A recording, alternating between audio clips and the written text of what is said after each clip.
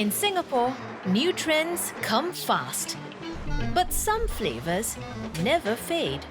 These are bakes that generations grew up with. Made the same way for decades, still part of daily life in a city that keeps moving.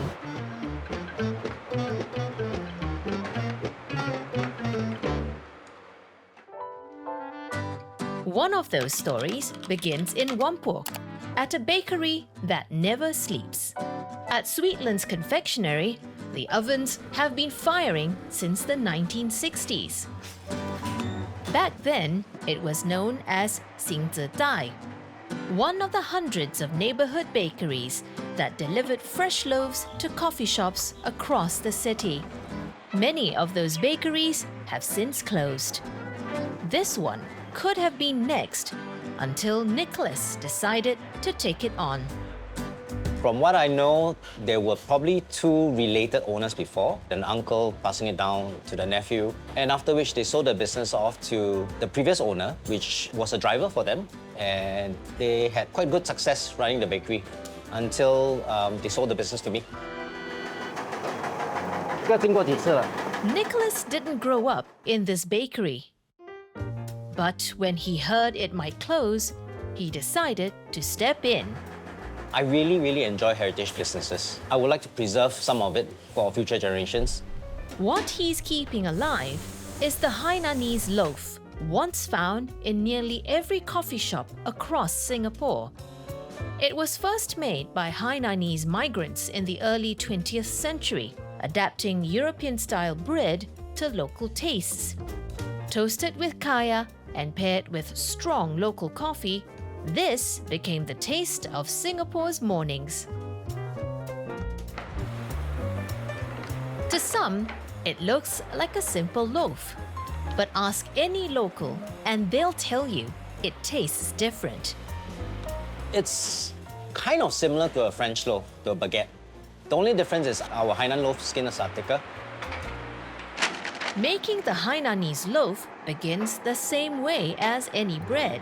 But here, it's done in batches big enough to keep kaya toast on the table across the island. We would mix about 4 bags of flour, and that would be about 100 kgs of flour, together with yeast, water, salt, sugar. It would yield almost 200 kg worth of dough. Before it's shaped, the dough goes through a refiner, a step most bakeries have long abandoned. Going through the refiner typically yields a more refined looking bread. The cell structure is nicer, it looks better. It presses and stretches the dough, giving it a tighter structure and more uniform texture. It's an extra step and a slower one. But Nicholas insists on it, because for him, heritage isn't just about following tradition. It's about knowing which parts are worth keeping. At the same time, he knows when to adapt. So in the past, every single loaf is molded by hand, and it's actually a very time-consuming process. So I decided to buy a molding machine. When it comes to molding the dough, he's willing to bend tradition, adding a modern twist to an old trade. We'll typically cut the dough into appropriate weightage, and after that, go into the molder. And from the molder, it will come out like a cigar shape. The machine speeds things up. But when it first arrived, not everyone welcomed the change. When we first bought the machine, a lot of them were making a lot of noise saying that, oh no, this machine, it shouldn't be this way. We should actually do it by hand. It's more traditional. They do not want to use it. It took time, but once the team saw the bread stayed the same and the work got easier, they came around. Once shaped, the dough is placed into tins and left to proof, slowly rising as it ferments. When it's ready, it goes into the rotary oven. Tray after tray, each loaf bakes until golden, then set out to cool before it's sliced and delivered. Sometimes the hardest part isn't keeping a recipe alive. It's keeping the work going, day after day, loaf after loaf. Across the city, in another kitchen, a different kind of effort is unfolding. Something smaller, softer, and just as steeped in memory. Hajah Maimunah started by my mother in 1992 along with my grandmother. So my grandmother actually supported her to open this business because my mom have passion in food. So we opened our first outlet. Hajah Maimunah built its name on traditional Malay cooking.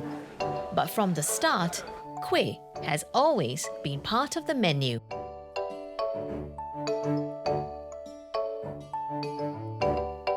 They're a taste of tradition, just as important as the savory dishes the restaurant is known for.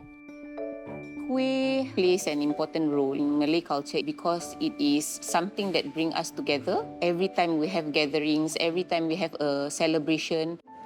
Dia punya onde-onde punya sign mana, Cik? At the heart of it now is Maria, working alongside her siblings to keep the recipes going, just as they've always been. We use the traditional way of making kuih. We do still painstakingly make the onde-onde or some other kuihs that we make by hand.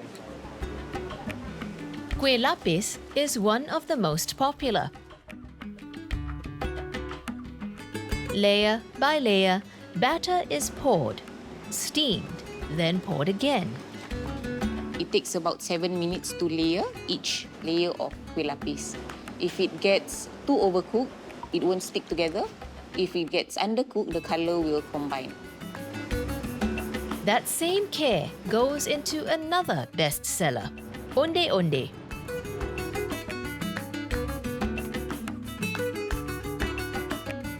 Each ball of dough is wrapped around palm sugar, sealed by hand, then boiled until it floats.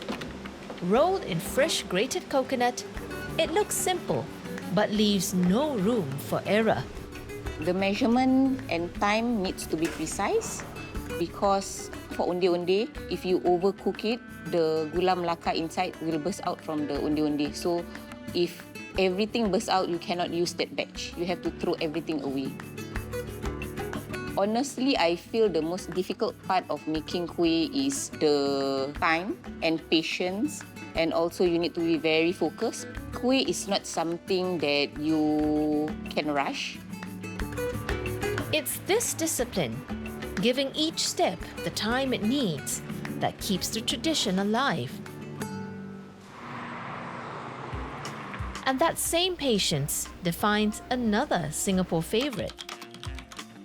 Tucked away in the basement of Katong Shopping Centre, Dona is a small bakery that has stood the test of time.